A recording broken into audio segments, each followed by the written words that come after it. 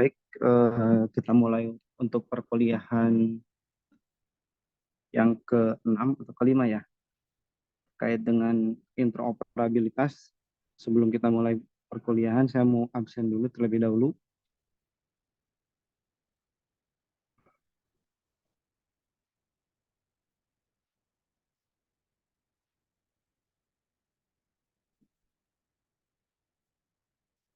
Ahmad, Ahmad, ada Ahmad, Hadir, Pak.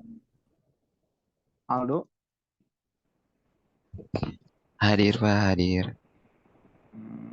terus siapa lagi ya?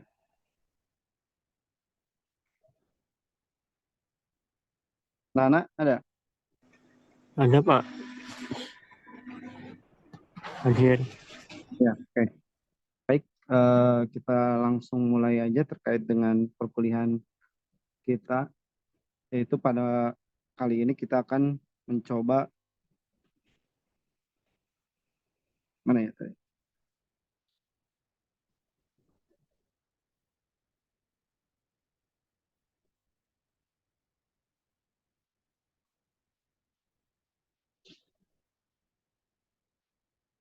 Terkait dengan eh, remote procedure call. Nah, terkait dengan pertemuan sekarang, kita akan mempelajari tentang remote procedure call, apa itu pengertian remote procedure call, terus teknologi apa saja, teknologi remote procedure call atau RVC, terus yang kemudian jenis-jenis teknologi. Nah, selanjutnya kita akan mempelajari tentang teknologi DCOM atau DCOM. Nah,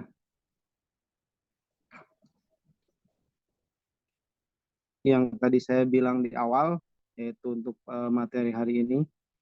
Nah, sebelum mungkin kita bertanya-tanya apa itu remote procedure call. Nah, secara teori, remote procedure call adalah suatu protokol yang menyediakan suatu mekanisme komunikasi antar proses yang mengizinkan suatu program untuk berjalan pada suatu komputer tanpa terasa adanya eksekusi kode pada sistem yang jauh. Kurang lebih sama kayak kemarin terkait dengan kalau mata kuliah yang kemarin itu hmm, middleware. Nah, kalau kemarin itu middleware-nya itu di garis besarnya, sekarang turun ke lebih level bawah yaitu remote procedure call. Ya, kurang lebih jadi remote procedure call itu intinya protokol yang eh, berkomunikasi yang mengizinkan suatu program untuk berjalan pada suatu komputer. Jadi di lapisan terbawah dari middleware itu ada RPC. Kalau lebih singkatnya lagi, mungkin lebih bisa dimengerti. Ya, RPC itu protokol intinya, protokol jadi jalur yang memungkinkan untuk mengakses sebuah komputer lain. Nah, eh, kemudian fitur-fitur dalam RVC atau Remote Procedure Call, kita nanti ke depannya kita bilang RVC, yaitu apa saja fitur-fiturnya. Yang pertama dari Remote Procedure Call yaitu batching call. Nah, fitur batching call ini untuk mengizinkan klien mengirim message call ke server dalam jumlah yang besar. Nah, kemudian eh, batching call ini menggunakan protokol streaming TCP/IP sebagai mediumnya. Jadi dari fitur-fitur dalam RPC ini diantaranya batching call yaitu untuk mengizinkan klien mengirim message yang besar. Kemudian yang selanjutnya adalah broadcasting call. Nah, fitur broadcasting call ini mengizinkan klien untuk mengirimkan paket data ke jaringan dan menunggu balasan dari network gitu. Nah, fitur ini menggunakan protokol yang berbasis paket data UDP atau IP sebagai mediumnya, sebagai perantaranya. Nah, medium broadcast RPC ini membutuhkan layanan port mapper seperti itu. Jadi yang selanjutnya adalah fitur dalam RPC. Saya ingat lagi, jadi intinya kita sebelum memulai perkuliahan ini harus tahu dulu dasarnya RPC. RPC itu apa? Itu remote procedure call. Nah, intinya remote procedure call itu intinya protokol yang menjembatani. Nah, fitur-fitur apa saja yang ada di remote procedure call? Di antaranya yang tadi saya sebutkan, yang pertama batching call, yang kedua broadcasting call, yaitu mengizinkan klien untuk mengirimkan paket ke data jaringan. Yang ketiga adalah call procedures. Nah, call procedure itu mengizinkan server untuk bertindak sebagai klien. Nah, kalau yang tadi batching call itu mengirimkan message call ke server dalam jumlah besar, contohnya kita dalam mengupload file besar nah, dengan file yang beberapa giga. Jadi di dalam server itu dibuka dulu portnya, port berapa. Kemudian kalau broadcasting call itu mengizinkan klien untuk mengirimkan paket data ke jaringan. Contohnya kita ketika chatting, chatting dengan seseorang itu disebutnya broadcasting call. Jadi mengizinkan klien untuk mengirimkan paket, jadi mengirimkan data ke server. Nah, selanjutnya adalah call prosedur. Nah, call prosedur itu bertindak sebagai klien, server bertindak sebagai klien. Contohnya, klien melakukan pemanggilan revisi kembali ke proses yang dijalankan klien. Jadi server bisa meng-call balik. Jadi ketika klien ketik ABCD, server mengetahui apa ini ABCD gitu contohnya. Selanjutnya dalam fitur-fitur revisi kemudian ada yang namanya autentifikasi revisi. Nah, autentifikasi revisi ini prosesnya digunakan untuk mengidentifikasi server dan klien pada RVC. Itu menurut New Watch 1995.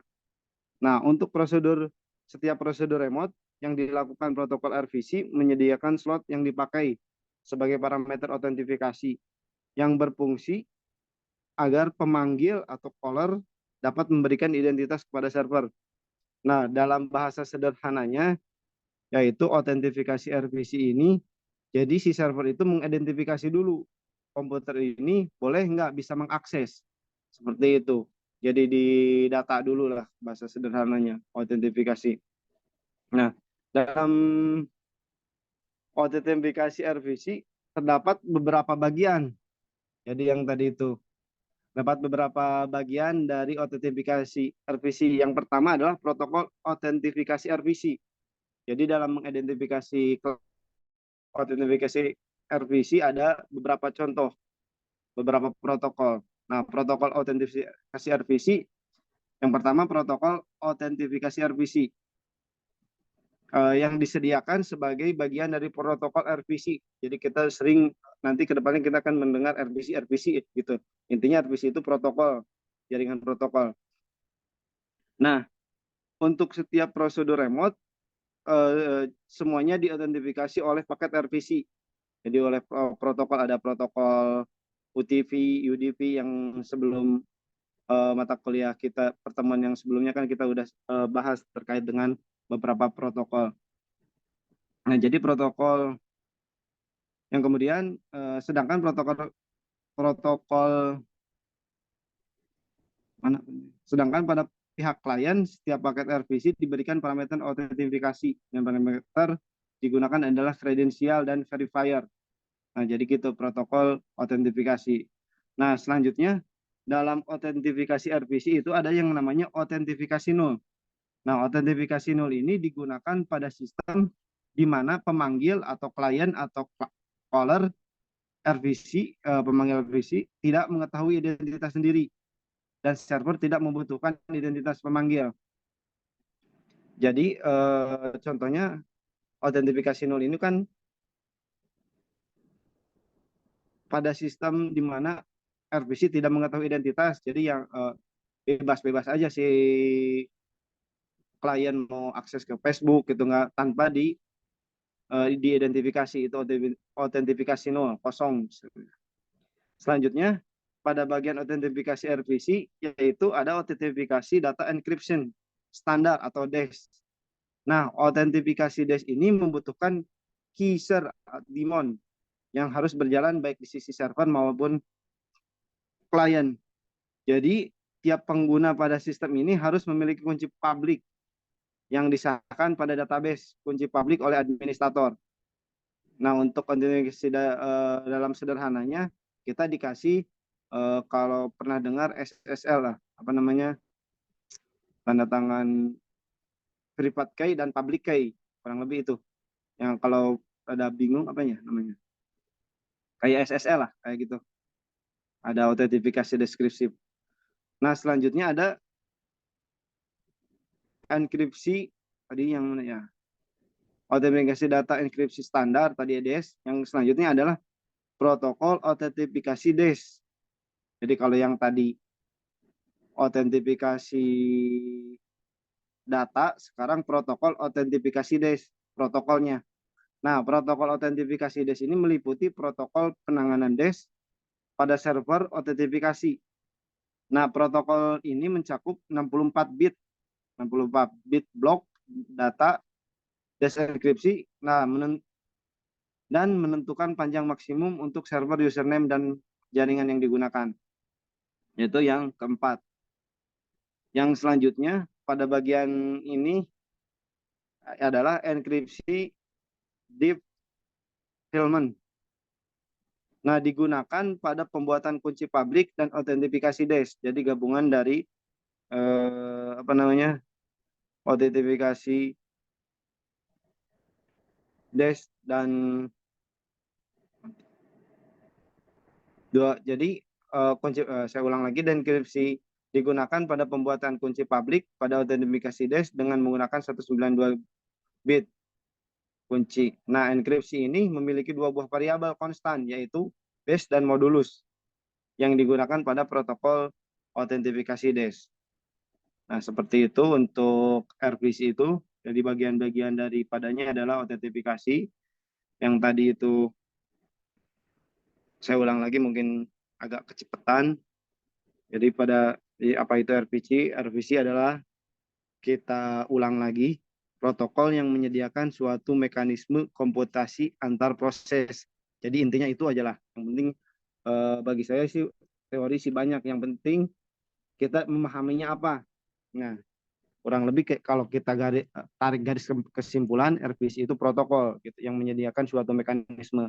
Nah, dalam suatu RPC itu ada apa fitur-fiturnya? Ada batching call, ada broadcasting call, ada callback prosedur, select sub routine, gitu. Terus dalam RPC itu kan ada autentifikasi. Autentifikasi itu kayak apa ya? Kalau seperti ini, jadi mengidentifikasi. Nah, dari bagian-bagian autentifikasi RPC itu ada beberapa bagian autentifikasi itu. Ada protokol autentifikasi RPC, ada autentifikasi nol, ada autentifikasi data, enkripsi standar, ada protokol autentifikasi DES-nya itu sendiri. Terus yang kemudian ada enkripsi file Hellman, itu bagian-bagian daripada autentifikasi. Nah, selanjutnya ada yang namanya implementasi RPC. Nah, RPC itu diimplementasikan di mana? Nah, di sini ada yang namanya bahasa yang digunakan adalah bahasa RPC. Nah, bahasa RPC merupakan bahasa yang dikembangkan dari bahasa XDR. Nanti kita cari XDR itu apa. Sebenarnya XDR itu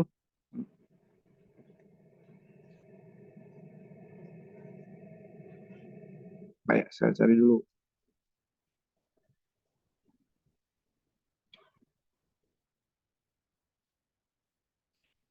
XDR itu external data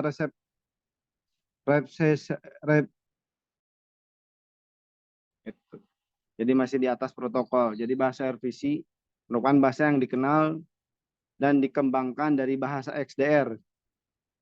Kepanjangannya External Data Representation.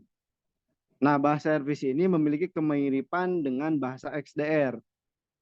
Namun dengan beberapa penambahan, yaitu program definisi, yaitu penambahan implementasi layanan protokol rutin menggunakan komen RPCGen yang berkorespondensi dengan bahasa pemrograman C. Nah, kalau lebih seperti itu, jadi bahasa RPC itu jadi diadopsi dari bahasa XDR. XDR itu apa? Kepanjangan dari External Data representation. Nah, dari RVC ini ada beberapa bahasa RVC itu meliputi. Yang pertama adalah definition.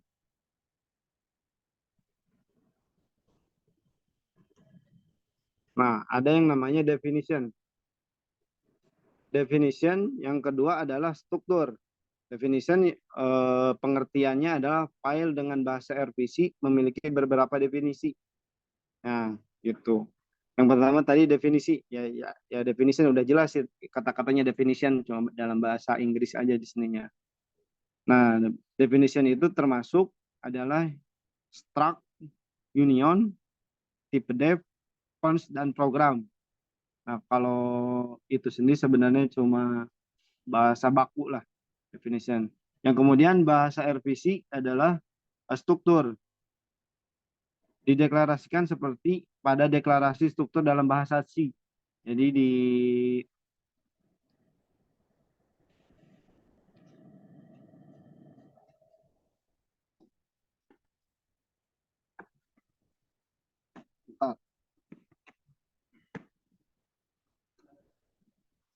yang tadi saya ulang lagi, jadi bahasa RVC itu definisinya tadi seperti enum, struct, union, type def, cons, dan program. Yang selanjutnya adalah struktur. Nah, struktur ini dibuat dalam bahasa C. Nah, yang selanjutnya adalah union. Nah, kemiripan lebih ditunjukkan dengan variasi pada bahasa Pascal. Di bahasa RVC itu, kalau yang struktur itu mirip-mirip bahasa C, mungkin nggak tahu teman-teman belajar bahasa C atau bahasa yang lain, kalau ketika saya kuliah dulu itu belajar ada namanya bahasa C sama Pascal. Kayaknya sih udah standar gitu. Nah, struktur lebih ke bahasa C, kemudian yang union lebih ke bahasa Pascal. Nah, yang kemudian ada enumeration, yaitu lebih memiliki sintak sama dengan C. Enumeration itu mirip lah. Kemudian yang pertama adalah yang selanjutnya adalah type def. Type def ini memiliki sintak sama kayak bahasa C, sama juga. Ini bahasa C, ada mirip-mirip. Terus ini mirip bahasa C, gitu, bahasa pemrograman C. Yang selanjutnya adalah konstan. Kalau konstan itu bahasanya dapat digunakan jika variabel integer konstan dibutuhkan. Lebih ke kata-kata konstannya aja ini. Sama yang apa namanya, bahasa pemrograman yang konstan. Jadi nggak lebih spesifik, umum kayaknya. Terus yang selanjutnya adalah program. Nah, dari program itu ada version, biasa ada person, ada procedure list, ada prosedur, dan lain sebagainya. Yang selanjutnya adalah declaration. Declaration ini yaitu terdapat 4 jenis deklarasi, sebenarnya ada 4 teorinya. Yang pertama adalah simple declaration. Yang kedua adalah fixed length array. Yang ketiga adalah variable length declaration. Yang selanjutnya adalah pointer declaration. Kurang lebih seperti itu bahasa yang dipakai di RVC, remote procedure call. Yaitu ada definition, ada struktur, ada union, enumeration, type def, constant, program, dan declaration. Lebih ke bahasa pemrograman.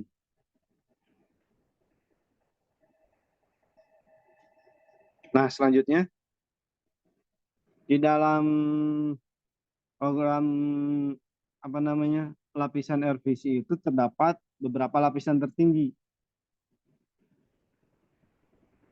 Nah, setelah kita mengetahui apa itu RVC, saya mungkin ngulang-ulang lagi biar masuk di otak. Itu maksudnya kita belajar materi ini untuk apa gitu. Nanti makanya kita ada ini, sambungin lagi ke depan. Yang namanya manusia kan kadang-kadang suka lupa apa yang tadi disebutin.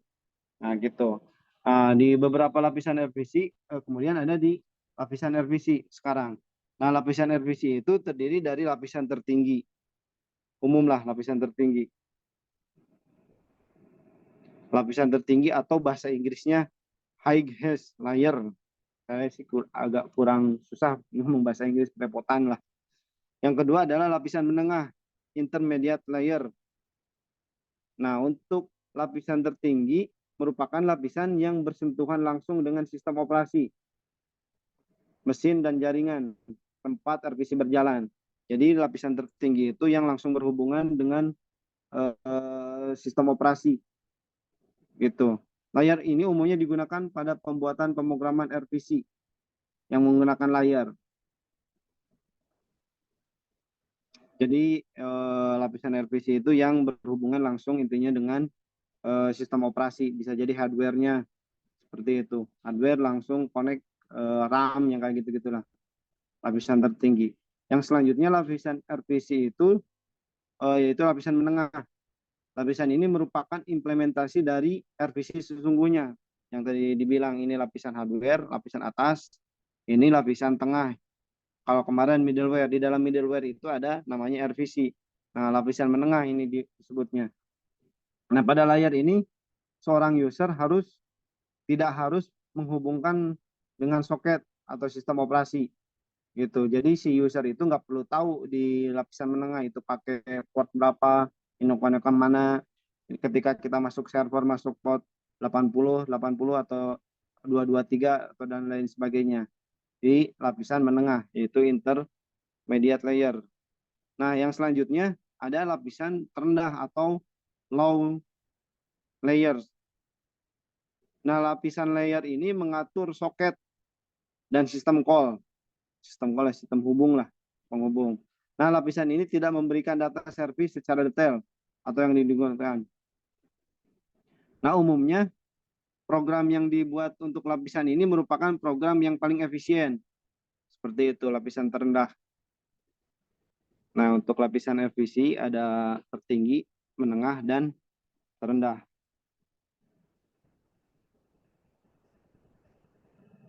Selanjutnya, untuk gimana cara kerja RPC gitu.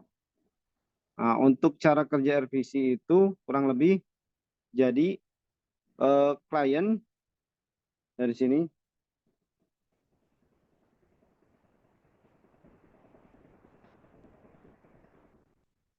klien memanggil prosedur sublokal di sini klien. Nah, memanggil sublokal prosedur stub. Nah, dari klien memanggil ke stub, kemudian memberikan parameter suatu paket yang dikirim ke jaringan. Nah, proses ini disebut dengan mass mailing. Jadi dari sini klien kirim ke klien stub. Nah, ini disebutnya mass mailing. Nah, yang kedua fungsi network pada OS. Nah, atau operating system. Nah, pada nomor 2 di sini nih, sistem call. Jadi akan dipanggil oleh stub untuk mengirim satu message dari klien, tadi dari klien rutin masuk ke klien stub, kemudian dari network ini OS dari operating system masuk ke network, kemudian mengirim lagi kembali ke situ. Nah, pada stub sisi server,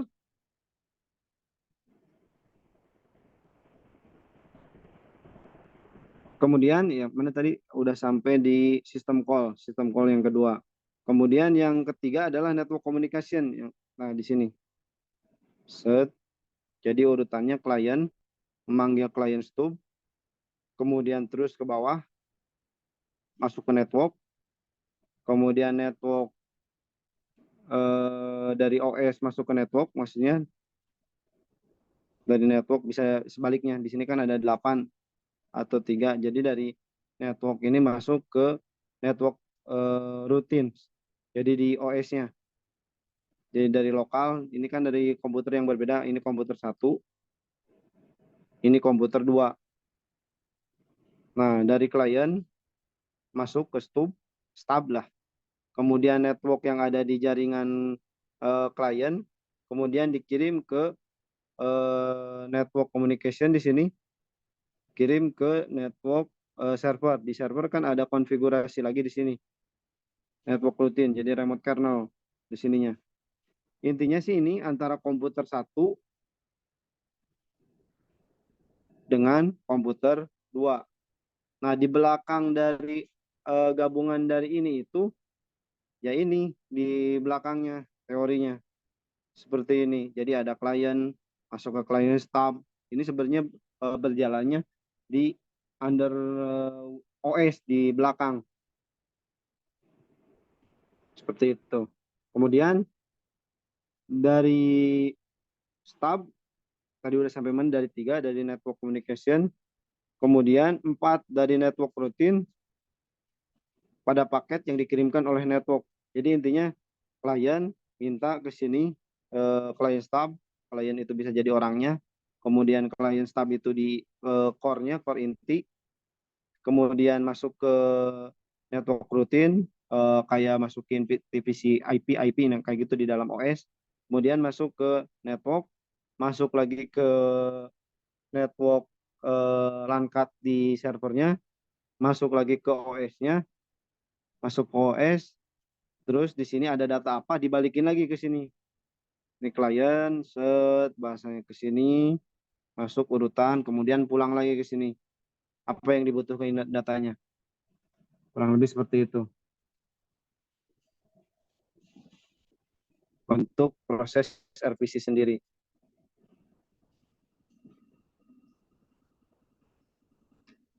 Nah, setelah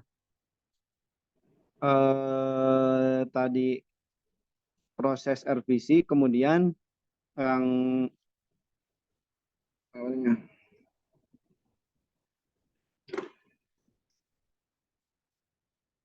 apa aja kelemahannya? Ya dari konsep RPC itu kan pasti ada kelebihan dan kekurangan. Nah, untuk daripada kelemahannya itu kelemahan pencegahan eksploitasi atau kelebihan namanya tadi saya.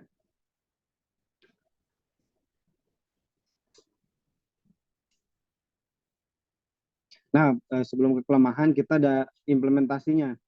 Nah, implementasi dari RPC itu digunakan pada beberapa tools yang menggunakan eksploitasi pada RPC. Nah, yang tadi sebenarnya.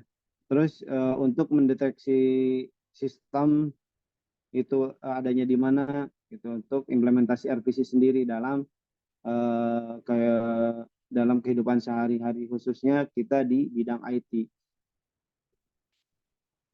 Nah, selanjutnya adalah pencegahan eksploitasi RPC. Jadi RPC itu kan protokol. Nah, untuk mencegahnya ada yang namanya sistem operasi, apa namanya, firmware lah, firmware. Nah, untuk pencegahan eksploitasi RPC, takutnya ada yang nge-DDoS dan lain-lain, maka harus dikasih apa namanya, firewall. Firewall itu bentuknya bisa dari software atau bisa dari hardware. Dengan cara pencegahannya itu dengan memblok port-port yang umum seperti kayak SSH itu port 22, terus kalau MySQL itu port 3306 dan lain-lainnya. Jadi diganti untuk mencegah dari eksploitasi RPC itu sendiri. Mana tadi? Kemudian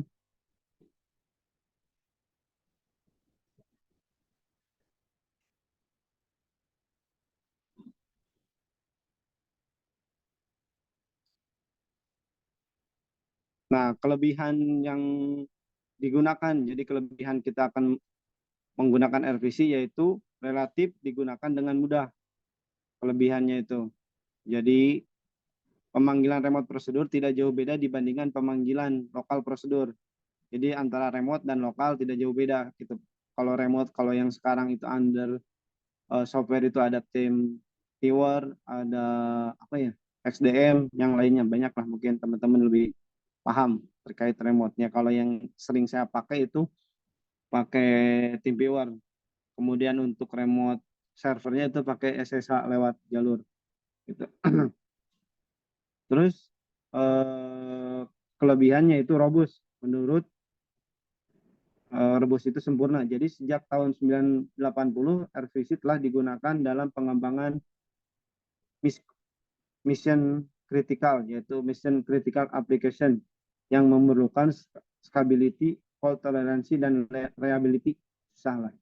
Jadi lebih sempurna katanya. Jadi ada kelebihan, kemudian ada kekurangan. Nah, kekurangan dari penggunaan RVC ini yang pertama yaitu tidak fleksibel terhadap perubahan. Jadi ketika kita udah pakai port 80 gitu contohnya,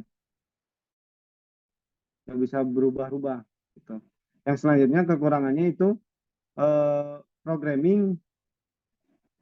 Jadi programming yang dulu yang struktural jadi nggak bisa gitu. Harus berdasarkan OOP, jadi Object Oriented Procedure OOP. Jadi pemrograman yang pakai RVC itu harus lebih kurangnya tadi kan ada C++, ada Pascal. Terus itu agak udah ketinggalan dibanding dengan PHP, terus Java yang udah OOP.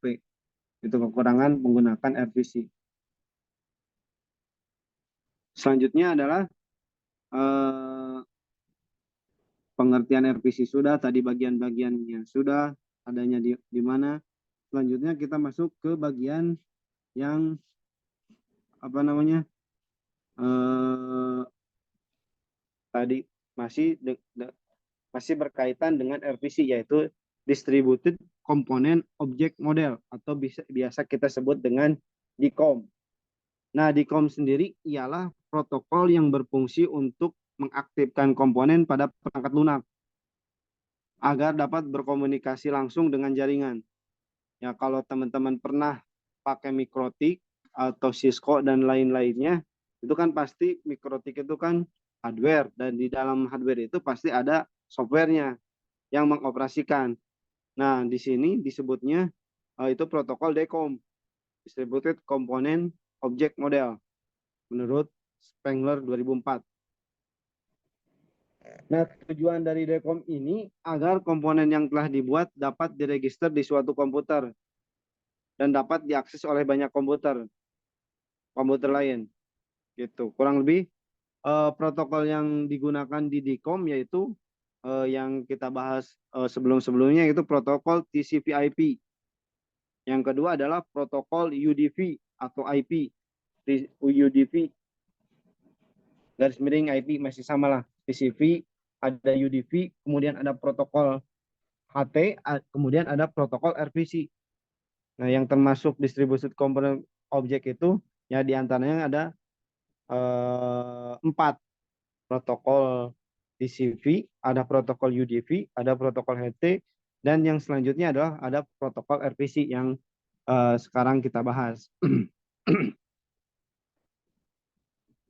Kemudian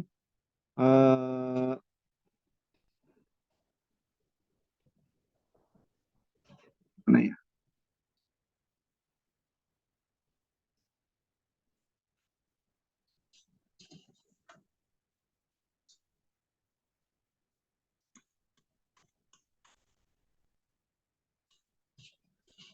Nah, arsitektur DCOM. Nah, arsitektur DCOM itu merupakan ekstensi dari komponen objek model atau COM. Pada COM kita melihat bagaimana suatu komponen klien saling berinteraksi. COM ini bukan .com ya, jadi COM, comport. Jadi interaksi ini dapat didefinisikan sebagai hubungan secara langsung antara komponen server dan komponen klien. Gitu arsitektur COM. Kurang lebih seperti, jadi di sini ada klien, arsitektur COM klien. Kemudian di sini ada COM runtime library. Kemudian di sini ada object RPC network,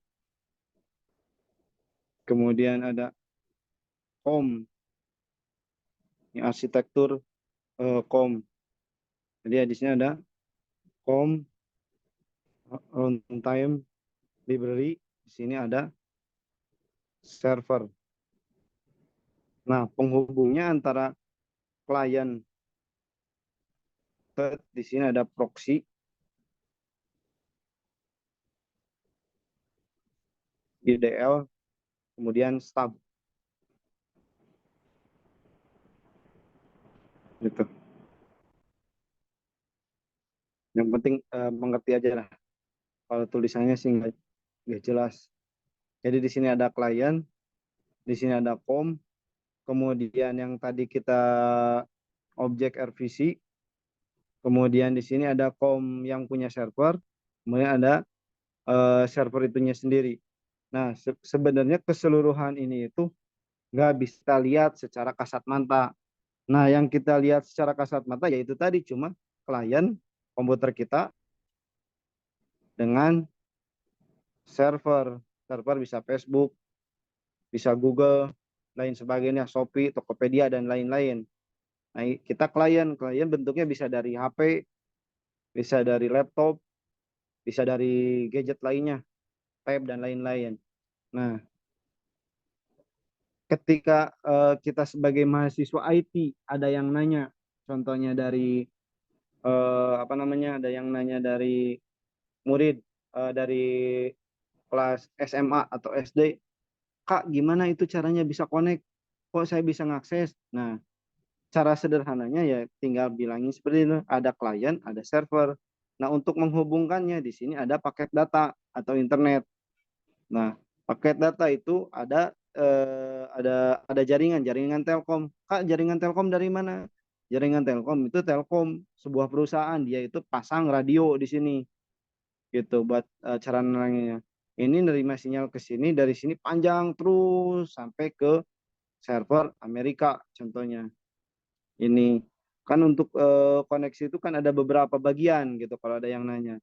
Ada yang lewat jalur, ceritain.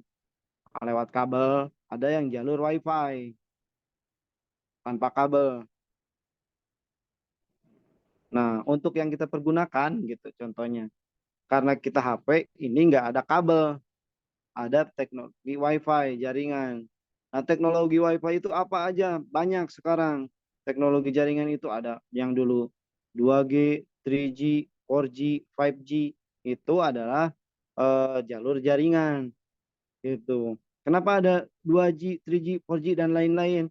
Ini teknologi ketika kita ada jaringan 2G hanya bisa bisa mengirim data, cuma searching doang, nggak bisa ngebuka video. Jadi dalam akses kompresi datanya.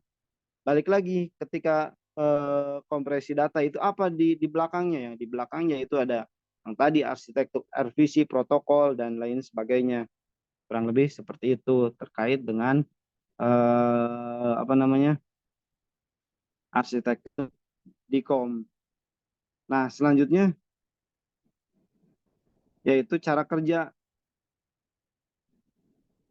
Nah, cara tadi kan yang tadi saya bilang itu arsitekturnya, sebenarnya udah dibahas. Arsitektur DICOM seperti itu, kemudian cara kerja DICOM seperti apa.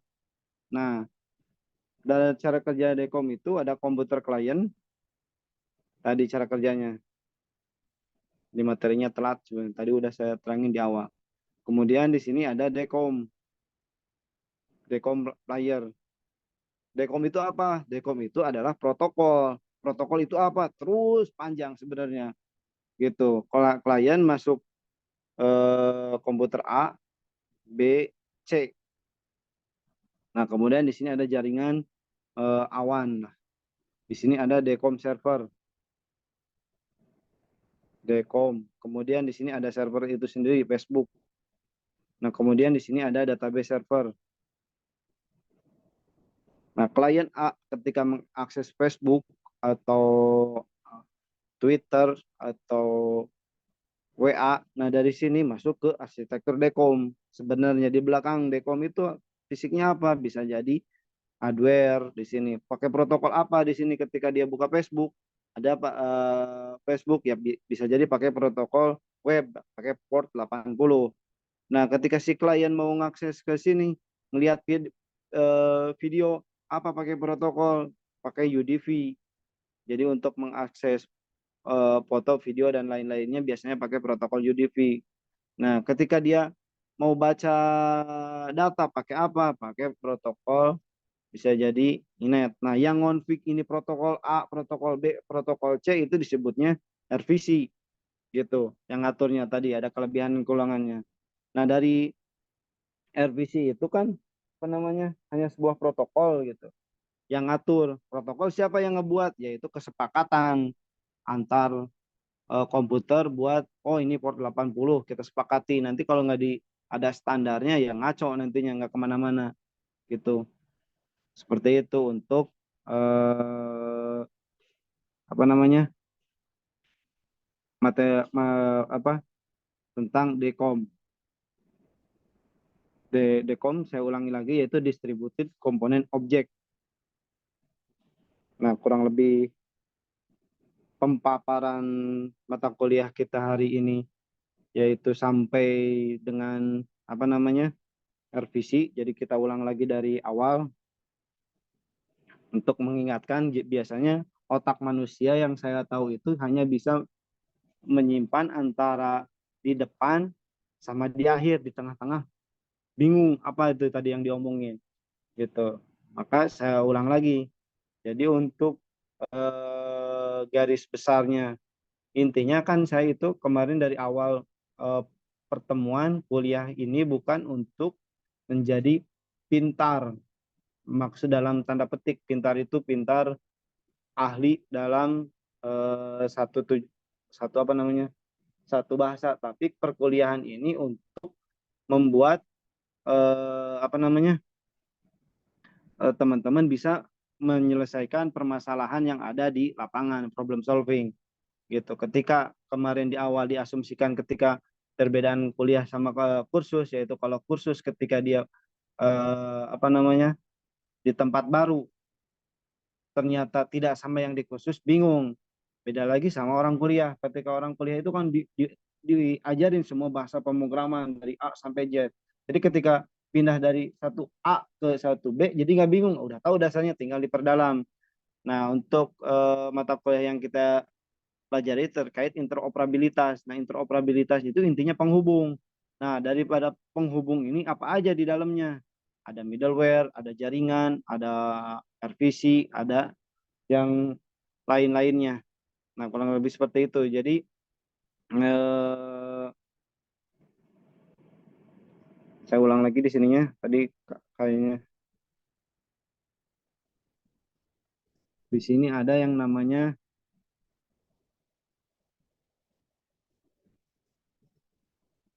eh, jadi kalau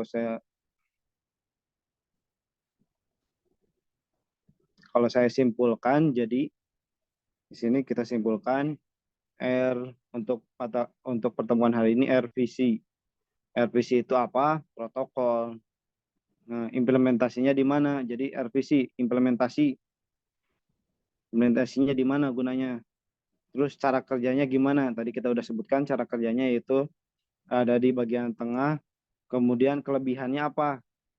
Itu RVC kelebihan. Terus eh, kelemahannya apa menggunakan RVC?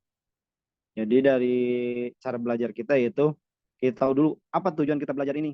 Oh, tujuannya ini. Implementasinya gimana? Prakteknya. Oh, implementasinya pada di kehidupan sehari-harinya. Ini gitu. Terus apa aja layernya? Layer RVC tadi gitu. Kurang lebih jadi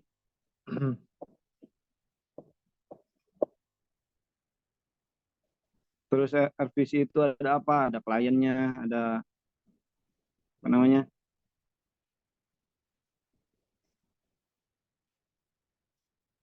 Nah, saya lihat lagi. Jadi di RVC RVC. Kemudian fitur apa? Fitur RVC itu apa? Kemudian yang tadi fitur itu ada batching plan, batching call, terus ada broadcasting call, terus ada callback prosedur, kemudian ada select subroutine. Nah, fitur dari RVC protokol, fiturnya apa? Kemudian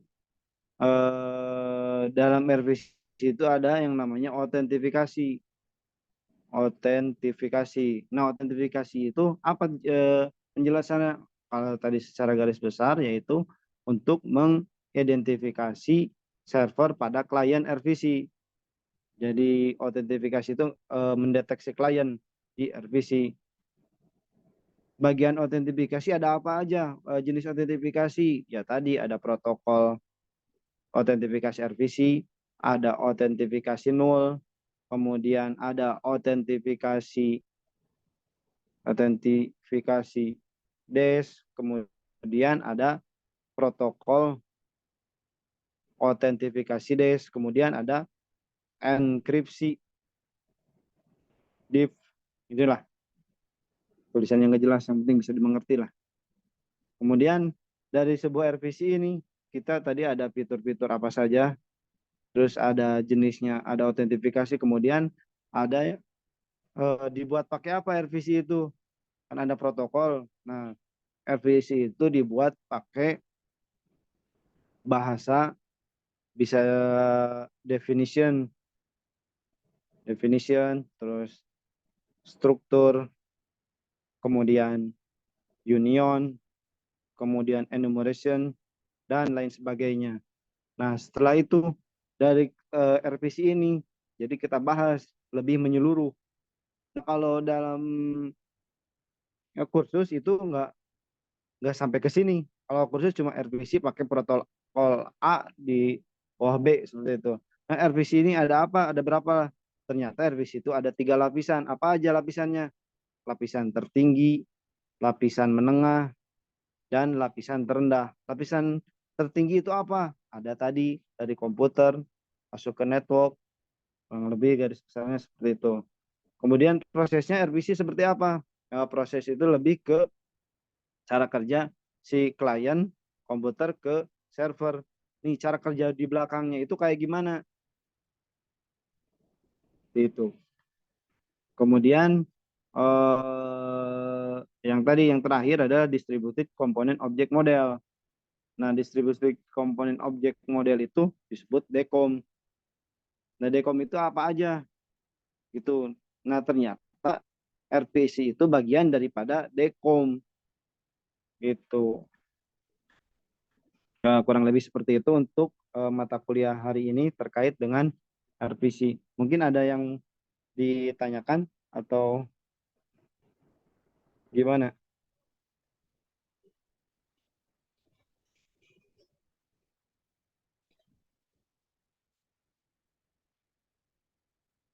Mana Zoom. Oke, baik. Jadi untuk kayaknya untuk pertemuan hari ini kan udah mulai minggu depan udah mulai apa namanya? UAS ya, kalau nggak salah. UTS, Pak.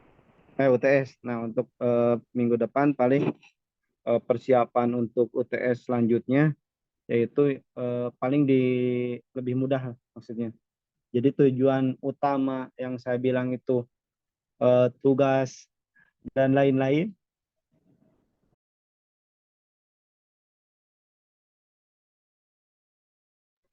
Jadi tujuan perkuliahan kita itu kenapa kita ngasih tugas atau ngasih UTS. Jadi tujuannya untuk mengetahui apakah materi kita masuk nggak ke si mahasiswa. Jadi bukan untuk memberatkan. Kalau urusan nilai nggak jadi masalah lah gitu. Mau kasih A, B, C gitu. Yang penting paham sebenarnya. Kalau dengan saya ini yang penting paham. Jadi perkuliahan ada manfaatnya gitu. Oh, gunanya ini ketika ditanya di lapangan seperti ini begitu. Dengan perkuliahan lainnya. Jadi ini yang penting paham. Oh, garis besarnya apa? belajar ini, oh ini. Jadi jangan ngejar nilai, kalau nilai mah gampang gitu. Gitu untuk pemahaman aja sebenarnya, untuk mengetahui sebatas mana materi yang saya sampaikan gitu, bukan untuk memberatkan seperti itu. Paling ketika dibaca, oh ternyata masih ada yang salah ketika dikasih UTS atau tugas, berarti dalam penyampaiannya saya masih banyak kekurangannya, kurang lebih seperti itu. Mungkin untuk pertemuan hari ini saya cukupkan. Pak, mohon maaf Pak. Gimana? Eh, saya udah ngumpulin tugas semuanya. Oh iya, baik, udah saya cek di itu. Ah, kemarin sih udah saya cek, udah masuk. Makasih Pak. Ya, jadi untuk untuk pertemuan besok mungkin lebih ke persiapan, nge-review dari awal lagi, itu dari awal. Jadi dari mulai pertemuan pertama sampai akhir untuk pertemuan besok. Nah, mungkin untuk pertemuan hari ini, apabila sudah cukup, saya nggak ada yang bertanya, saya cukupkan aja. Terima kasih kepada teman-teman semuanya atas waktunya. Mohon maaf apabila ada kekurangan. Terima kasih. Assalamualaikum warahmatullahi wabarakatuh. Waalaikumsalam. Waalaikumsalam warahmatullahi wabarakatuh. Terima kasih Pak.